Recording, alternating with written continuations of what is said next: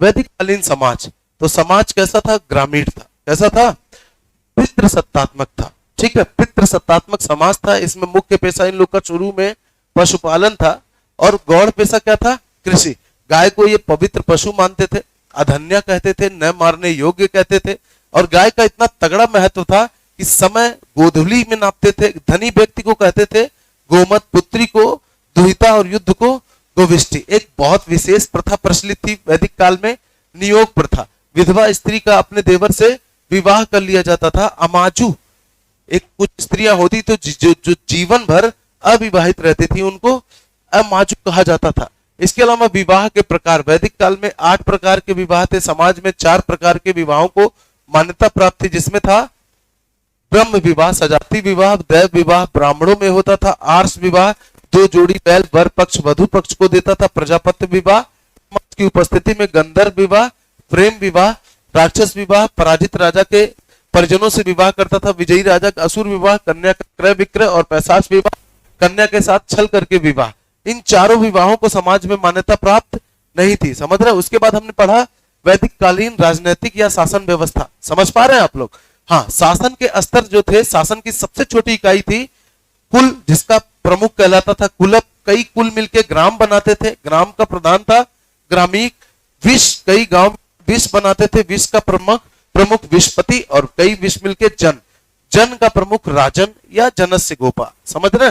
ठीक है। उसके बाद हमने क्या पढ़ा? राजा जनस्य गोपा को शासन में सहायता है तो 2 चीजें थी। एक 2 संस्थाएं थी जिनसे राजा सलाह लेता था, और कुछ अधिकारी थे जो राजा को शासन में सहयोग करते थे। संस्थाएं थी सभा और समिति।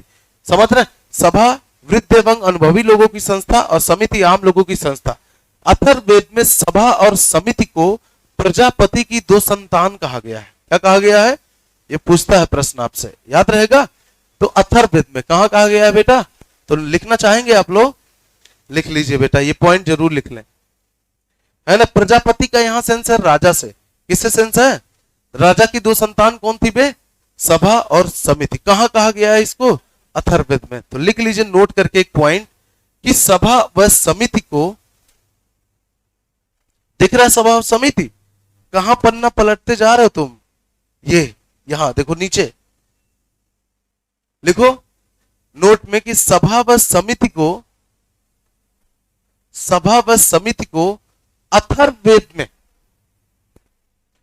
सभा और समिति को अथर्ववेद में, कौन से वेद में? अथर्ववेद में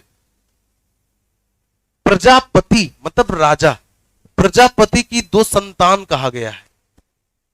प्रजापति की 2 संतान कहा गया है अथर्ववेद में। यह महत्वपूर्ण है, छूटना नहीं चाहिए। ठीक है। उसके बाद हमने पढ़ा, लिख लिया आप लोगों ने? लिख लिया? तो सभा व समिति को लिखो। मैं बोल रहा हूं, तुमने पैसा नहीं दिया है क्या? तो बोलो, नहीं लिख पाई हम। बोलो, सभा और समिति को प्रजापति, अच्छा अथर्ववेद में प्रजापति की 2 संतान कहा गया है। अब पता नहीं पहले क्या बोला था, अभी दूसरी तरह बोलता, मैं बोलता वही चीज। ठीक है, लिख लिया आप लोगों ने? तो कुछ अधिकारी थे, 12 अधिकारी, जो राजा को शासन में सहायता करते थे, जैसे पूरब दुर्गपति, सब अस्पस गुप्त, वाजपति चारागाह का अधिकारी, उग्र पुलिस और सूत रथकार। इसके अलावा प्राचीन वैदिक कालीन संस्था थी जो सबसे पुरानी थी, विदत, और यहाँ लूटे गए धन का बंटवारा होता था। इन्होंने, वैदिक कालीन लोगों ने युद्ध को क्या कहा है? गोविष्टि या गवेषण। ठीक है। ये एक युद्ध का उल्लेख, मैंने एक युद्ध पढ़ा है, दसराग युद्ध, बैटल ऑफ 10 किंग्स। ये युद्ध हुआ था रावी नदी के किनारे, आज प्राचीन काल में जिसको क्या कहा जाता था? परुषणी नदी वेदों में।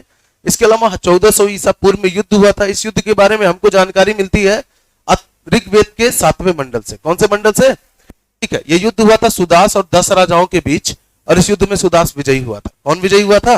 सुदास। उसके बाद हमने पढ़ा वैदिक कालीन लोग शाकाहारी और मांसाहारी दोनों थे। शाकाहारी में उनका विशेष पकवान था पकोदन, याद रहेगा। वैदिक कालीन लोग 3 प्रकार के वस्त्र पहनते थे, वास, अधिवास और नीवी। वास कमर के ऊपर, अधिवास वास के ऊपर और नीवी कमर के नीचे। इसके अलावा ये उषडीस पहनते थे, गर्म कपड़े। ठीक है। आभूषण भी पहनते थे, निष्क और सतमान, और इन स्वर्ण आभूषणों को मुद्रा के रूप में ये प्रयोग करते थे। इसके अलावा वैदिक कालीन लोग, है ना, प्रकृति पूजक थे। क्या थे? प्रकृति का ही मानवीकरण करके उनकी उपासना करते थे। समझ पा रहे हैं आप लोग? कुछ देवी देवता थे जैसे इंद्र, ये वर्षा के देवता थे, युद्ध के देवता थे, ऋग्वेद में इनका 250 बार उल्लेख है। और इनके कुछ अन्य नाम है जैसे मधवा, रथेष्ट और पुरंदर। समझ पाए आप लोग? ठीक है। इसके अलावा एक देवता थे अग्नि देवता, ये मनुष्यों की बातों को कहां तक पहुंचाते थे बेटा? ठीक है। ऋग्वेद में 200 बार उल्लेख है इनका, दूसरा सर्वाधिक बार उल्लेख है। याद रहेगा आप लोग को? Thank you. आज के लिए बस इतना ही।